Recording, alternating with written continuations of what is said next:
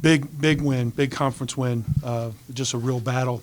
Both teams, I thought, really got after it, and we were just able to keep hanging in there and keep fighting, and made enough plays down the stretch to get this conference win, which obviously is huge.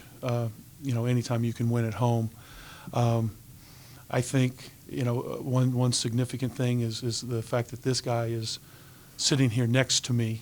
That very well might be his first time making it to the post-game press conference, and that's certainly indicative of how he played tonight, but also against Middle Tennessee. So I'm going to use this forum to lobby that he keeps playing like this, and that he doesn't get content, and he keeps playing, because he's got all the potential in the world, and when he plays as hard as he did the last two times out, he's pretty daggone good, and he makes us a better basketball team. Kalu, they were a little bigger than you guys, which most teams probably will be these days. How important was rebounding? You guys, I think you had like the first 8 of the second half. You had 30 rebounds in the second half, and how rebounded that by 7. Is that a point of emphasis going in? Yeah, it was a huge point of emphasis. I know, like, on his counter report, our coach said that they had rebounded their opponents and, like, through all the games they played this year. So he said rebounding was a huge thing.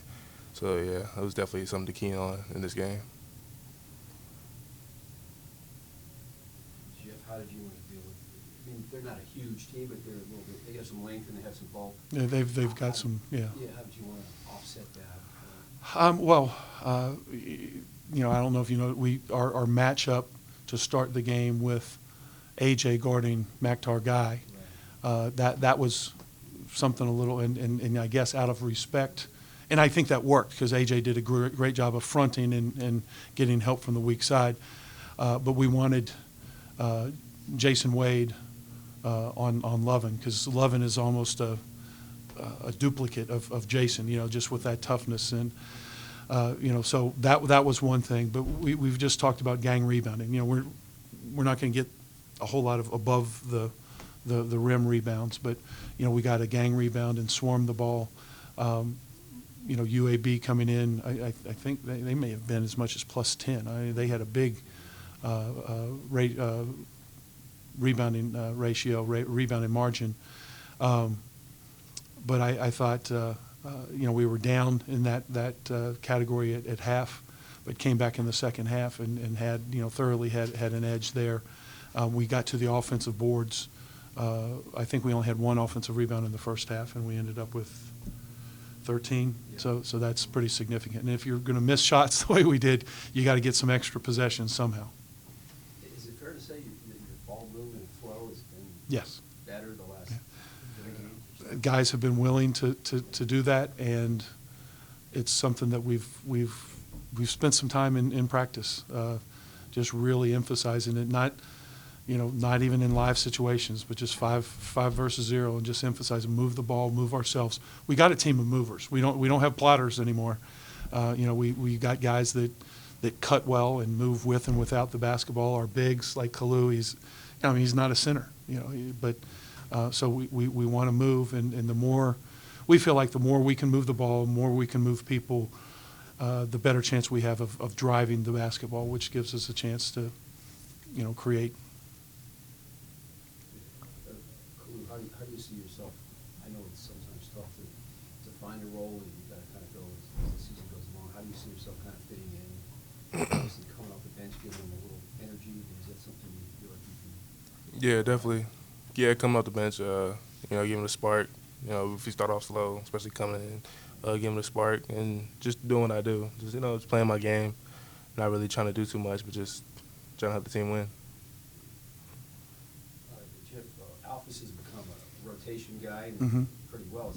He was dealing with something that looked like against Maryland and Shore, and now He had an ankle sprain against them. He's been better. He's getting taped, but he's been better. But when he hit that 3, he came down on it funny, and he told me I didn't know, but he told me the referees. I thought it was a good piece of officiating.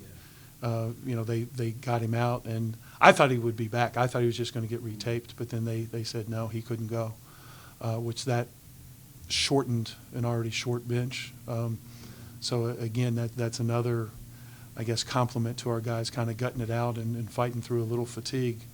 the second game of the two-game set. And, there's about three of our guys that are playing really high minutes. Yeah. I think Malik had another solid game. I mean, Yeah. he's just Yeah. kind of not shooting quite as much, but he's distributing. He's getting. Yeah, other I mean, guys the ball. his assist total, he had 6. His assist total, he would have at least 3 or 4 more if, I won't mention any names, but if guys knocked down wide open shots. He made some great decisions where he kind of influenced the defense, knowing what he was doing, which is, that's what you want a point guard to do, is figure out ways to get guys shots. And he did that, and we got great shots. We just didn't make them. But he's definitely coming along in learning the point guard position, and the fact that he can score at times if needed. That's a plus. But getting other guys and making other guys better is even more important. When you guys went to zone at times, you feel like it was Yeah. a good change of pace, was effective. Yes, and I think it helped us avoid some foul trouble, and I think I don't like the idea of if you play zone you're going to rest, Right. but at the same time, I think that bought us some time so that we were able to go, really, really high intensity down the stretch with our man-to-man. Appreciate it. Thank you.